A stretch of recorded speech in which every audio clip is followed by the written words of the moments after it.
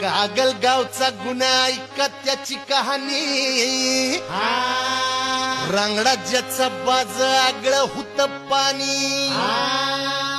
पैलवानी त्वरात त्याचा रुबाब राजावानी